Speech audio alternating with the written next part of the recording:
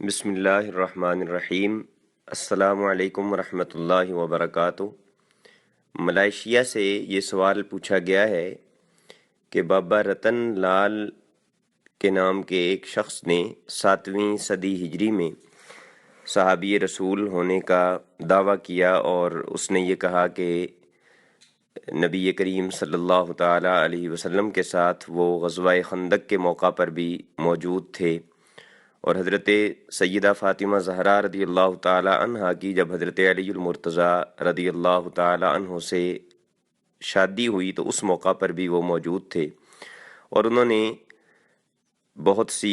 ایسی روایات کا بھی ذکر کیا جو انہوں نے نبی کریم صلی اللہ تعالی علیہ وسلم سے خود سنی ہیں۔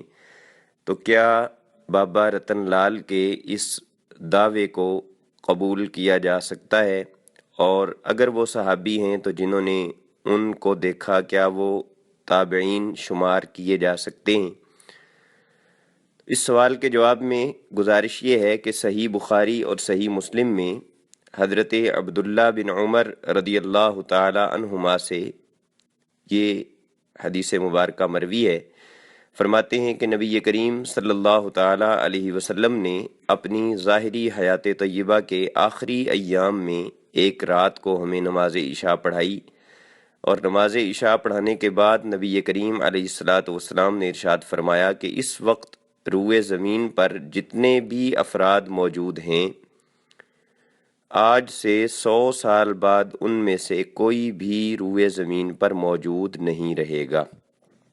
اس حدیث پاک سے استدلال کرتے ہوئے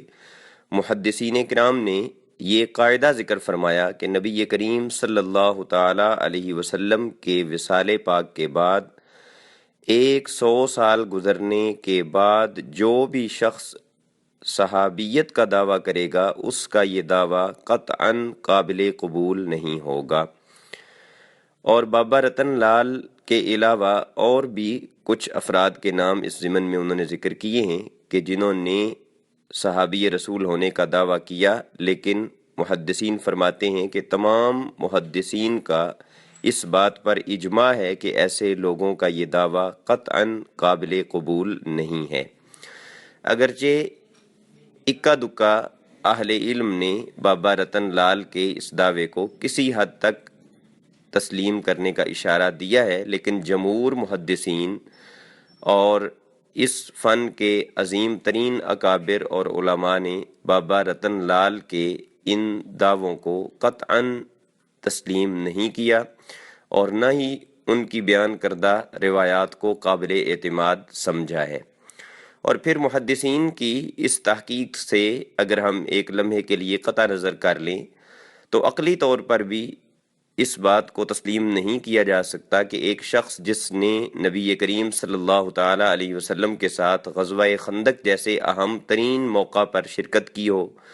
جو حضرت خاتون جنت رضی اللہ تعالی عنہا کی رخصتی کے وقت موجود ہو،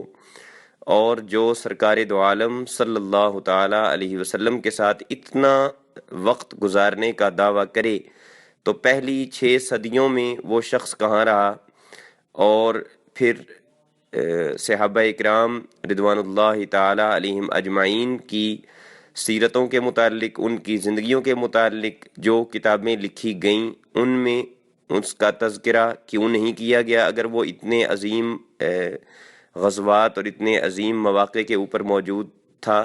لہٰذا خلاصہ جواب یہ ہے کہ بابا رتن لال کے اس دعوے کو محدثین نے تسلیم کرنے سے انکار کیا ہے، اور ان کی روایت کردہ روایات کو بھی قابل اعتماد نہیں سمجھا، لہٰذا ان کو صحابی رسول قرار نہیں دیا جا سکتا، اور نہ ہی ان کی بیان کردہ روایات پر اعتماد کیا جا سکتا ہے۔ ھذا ما عندی واللہ ورسولہ اعلم۔